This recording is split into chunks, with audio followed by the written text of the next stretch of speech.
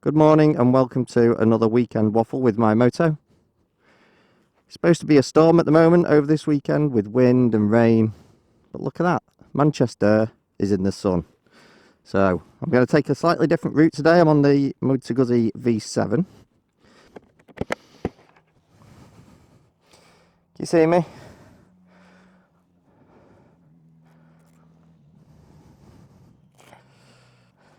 Is this who I think it is?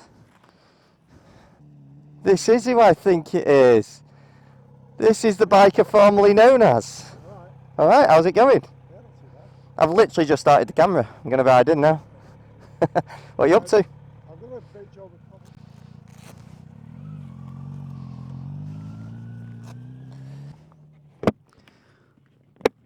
Right, so that was an actual surprise visit from the biker formerly known as. Now, if you watch our last video about how to clean the inside of your helmet, it was that guy who requested it. Now I'm going to go a slightly different way. I'm going to go this way today. If I can get out of here. It's slippy. The roads, they've been washed by the rain's washed all the leaves down onto the road.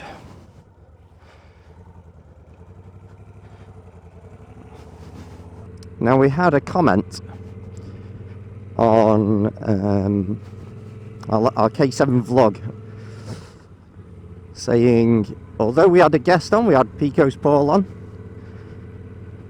a guy called MCFC EDS put a comment saying that our followers, although we've got guests on, don't really know much about me.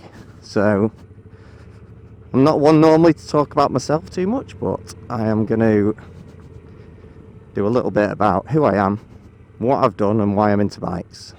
So right from a very, very young age, I've been around bikes because of my dad. My dad was a member of the Vintage Bike Club. He met my mum. She became a Vintage Bike Club member. They've both ridden things like Nortons since way before I was even born. So I've always been around bikes. Then my dad built my brother a BSA Bantham trials bike to do a bit of pre-65 kind of classic trials on. He rode that until he was then on the road, and then he got an AR50, which he then turned into an AR80. That was probably my first ever bike, like the first bike I ever rode was that AR50 of my brother's in the back garden. Then once I kind of got to grips with riding a bike a little bit more, and I could at least touch the foot pegs anyway, it was then my turn to ride the BSA Bantham in trials biking. And I'd barely got into it. I'd had it for I think I'd done a couple of trials on it, and then my dad sold it, which I was devastated about. Absolutely devastated. I mean, I wanted something like a KX65 or a KX80, but this Bantham was still a motorbike, and to have one of them when you just started high school, I was like 11, 12 years old, was amazing. Then when I was about to turn 16, my mum got the old AR50 that was my oldest brother's. Then it was bought by my middle brother and stripped down to be restored for him to use, and he never did. And then I got it, and my mum built it up for me. My mum's quite hands-on, so she built up the bike for me so that when I turned 16 I could ride this AR50 on the road, which I did. I even rode it to and from school a couple of times, which was fun. I remember the first time I remember being at school and my mum going off to get the road tax for it, which I think was like £15 or something back then. I remember the MOT was £15, I think the road tax was £15. So she goes off to get the road tax for it, and I come home and I jump on this bike, so excited, just jumped out my school uniform, jumped on the bike, went out, and it wouldn't shift out of second gear, and it was so frustrating. I mean, a 50cc is not quick anyway, but for it to not shift out of second gear was extremely interesting, especially first time on the road. So then went back disheartened, and that's when my dad was basically told, go and fix it now. stop watching telly and go and fix the bike. And that night, the engine was out, the gearbox was stripped, and they got first, second, third, fourth, fifth, and because it had a gearbox off an AR80, it had a sixth gear as well. In fact, not only that, because my older brother by this point had started doing a bit of racing. He went to college, did the motorcycle course at Stockport College, and he met a guy called Steve Lawton, and he started racing. Mainly Moped Mayhem at first, and then he built from there. So what my AR50 ended up having was quite a few parts that were off the Moped Mayhem bikes.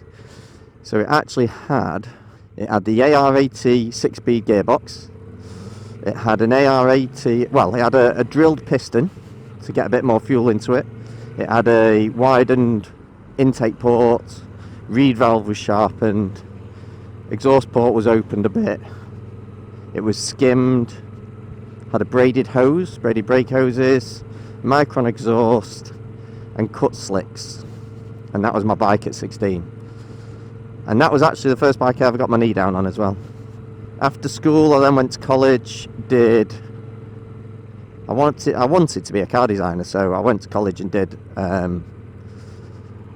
A-level design technology and art and design. Whilst I was at college, I saved up and I bought a TZR250 and did my full test. Now, back then, it was like the start of direct access. So if you were under 21, you could ride any bike, if you passed your test, any bike under 33 brake horsepower. So there was a lot of restricting bikes to fit that 33 brake. So what I did was I got the TZR250, which was about 40, I think that was 43 brake horsepower, de-restricted. I got the restrictors fitted at Stockport Motorcycles, which is now gone.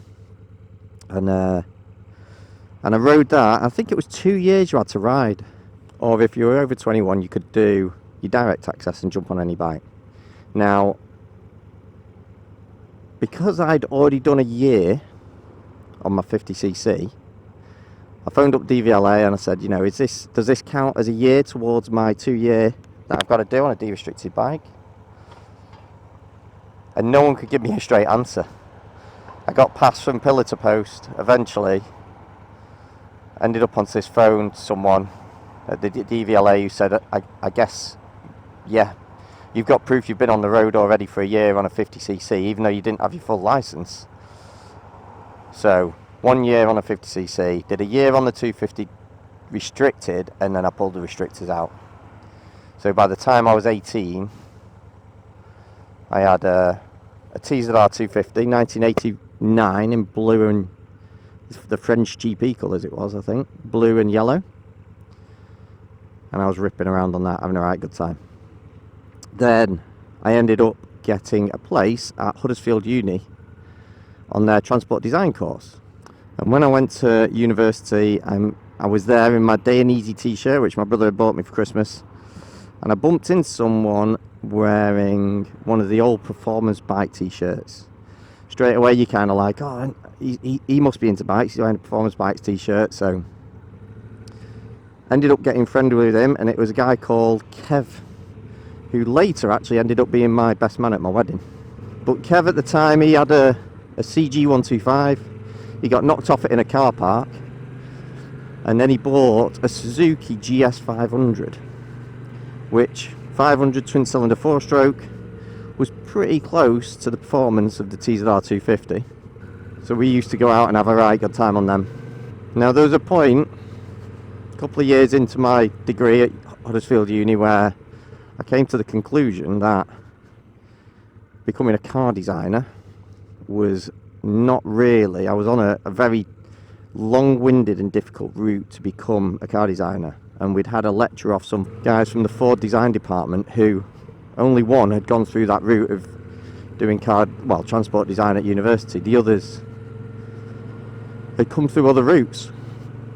And I came to the conclusion that if I understood the construction of a car better, then I'd be better at designing it. So I then left the course and decided to do an apprenticeship I wanted to do an apprenticeship. I got a job in a body shop so I could work with car structures.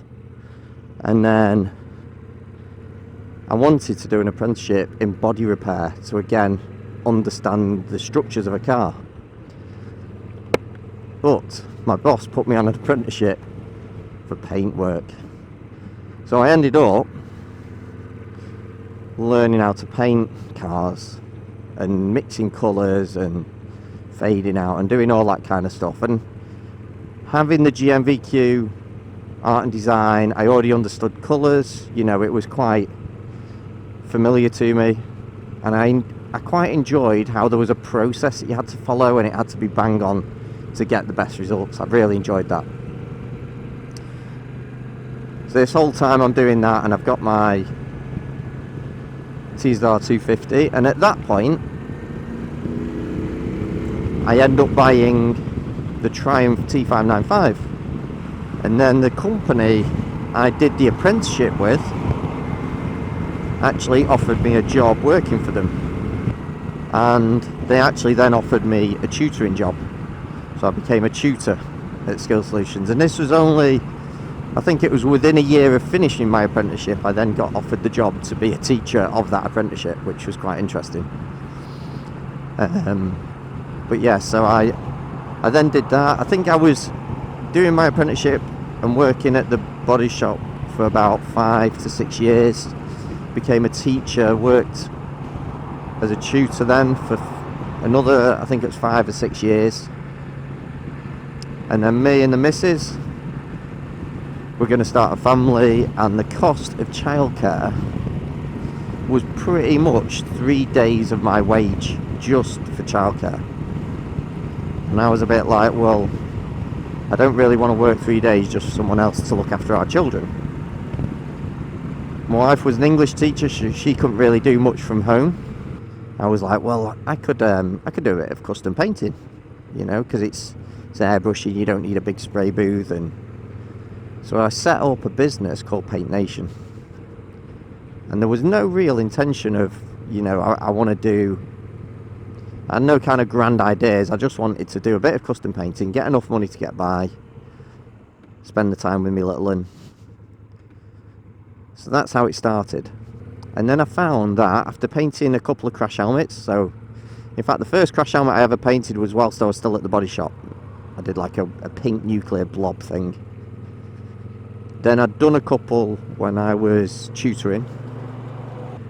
I set up this business, and again I just wanted to do a bit of custom paint work, but I found that people are very suspicious of whether the custom painting would affect the helmet. So I ended up approaching helmet manufacturer who was in the British Superbike paddock. In fact, I approached them all. I approached all the different manufacturers and asked if they would give some kind of approval of my work. I didn't want work itself. I was just after someone to say, yes, this is good enough for us, and that would then put confidence in other people. But what they actually did was they said, paint a couple of helmets for us, we'll have a look at the quality, and then from there you can then, we'll say whether your work's good enough. So the first helmets he sent me was 2 helmets for Steve Brogan, and I ended up doing his helmets. I ended up designing his race bike, and I also ended up doing his designing the van graphics for his race van. In fact, there was two race trucks I designed the graphics for him. They liked the quality, they approved my work, and then they sent me some more helmets, which then the next lot of helmets that came through were Simon Andrews. And Simon Andrews was probably the reason why my business kind of took off the way it did, because he went round the paddock saying, if you want a helmet doing, go and see Phil at PaintNation.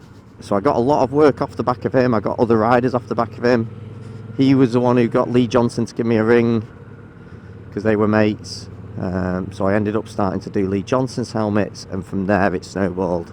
I was doing Lee Johnson, I was doing a lot of the British Superbike riders, to be honest. And then Monster Energy then came along, and they asked if I would do some riders for them. So I agreed to that. And that's how I ended up doing, I think the height of PaintNation was 2019, I think it was. I was doing the Monster Energy riders, so Jason O'Halloran, Tammy McKenzie, I was doing Taylor McKenzie, Michael Dunlop, John McGuinness, Michael Rutter, doing literally, I think I did in 2018, 2019, we did about 115 to 110 helmets in a year. Now I did have a guy called Richa who worked for me for a bit, and he was an ex-dispatch rider from back in the old days, so we had some good stories off him, and it'd be good to actually get him on the channel because some of his dispatch riding stories are quite funny. So I had him work for me for a bit, and then in 2019 I went solo with it, and it ended up becoming like an all-consuming kind of monster almost, that I couldn't get away from the work and people wanting work. So I ended up doing 7 days a week, morning and night, and never actually getting to ride a bike because I was so busy painting for other riders, racers, this, that, the other. Then COVID hit and things started to change. It's quietened down a little bit. I had time to think. I'd bought a red Kawasaki ZX7R by that point and sold the Triumph. Now the Triumph I absolutely loved, but it was very temperamental. It hardly, every time I fixed it, I'd go out on it and be like, oh, this bike, I absolutely love this bike, I'll keep it, and then it'd break again and I'd be stuck with it and I'd have to pay for something else. It went through. Now remember that Triumph T595 had 3 coils, so coil spark plug caps, and it went through 3 of them in the space of, I think it was 2 years. So one of the new ones lasted about a year. And I'd had that bike, I actually had that bike from when I was 20. I think I was 20 when I got it. And I sold it when I was 30, I think I was 32, 33. I'd had it for a long time. Might have been longer than that even. So yeah, it was amazing, but also almost killed biking off of me because the amount of time it was broke. So I picked up the ZX7R during lockdown, or around probably just before lockdown. I probably got it in 2019, I think, and that was a breath of fresh air. I wasn't originally looking for another kind of old super bike. I was looking for something that was just a bit more fun. But it was so cheap. I just was like, well, I'm never going to lose a penny on this, no matter how long I keep it. If anything, I'm going to earn on it. It was a real good bike, and I've still got that bike, still in good condition. And then this is where this part comes in. So whilst I'd been doing PaintNation, I've been doing lots of video time lapses of the crash helmets being painted, and the main reason for that was because people expected stuff done so quickly. Racers would crash, send you a helmet on like a Wednesday and think you're going to have it to them by like the Friday for practice at the next BSB round, you know, and it's not that quick. So I ended up doing videos of the helmets being done, but I time-lapsed it so you couldn't see all the details of how I did things. I didn't want to give too much away to say maybe my competition, I suppose. There was even little scenes I cut out just so they didn't see what I was doing, some of my little tricks that I was doing to make the job tidier or neater or better. And off that channel, I ended up with 33,000 subscribers, and I'd done a video that had topped 1 million views. So then around lockdown time, or just after, Phil, who runs D-Store Manchester and MyMoto Manchester, approached me and said, we're thinking of getting someone in who can run the social media for us. So I was like, right, okay. He said, would you be interested in doing it? So obviously I saw an opportunity to be involved in the motorcycle industry, be around a lot of my contacts. He basically said, you know, if you want to carry on doing a little bit of paint work in your own time, you know, they're not going to stop me doing that. So it was the perfect solution, and obviously I was up for it, so that's when I took on the job, and I've not looked back since. I still enjoy painting the odd crash helmet, but I don't like having the pressure that I used to have, so I just take my time. And I find now my whole focus is around this. Whether I be looking at what video I could do or what new products are out, this has now become my main focus. And do you know what? To be a part of the MyMoto family, and not just Manchester. I mean, in Manchester we've got Phil, Rox, Ryan, Jan and Si. And then at Derbyshire, you've got Teresa and Lee and everyone. And Amy. Elle up at Leeds and David. Everyone's a really decent group of people who were so supportive of everything. Everything I've done, everything I'm doing.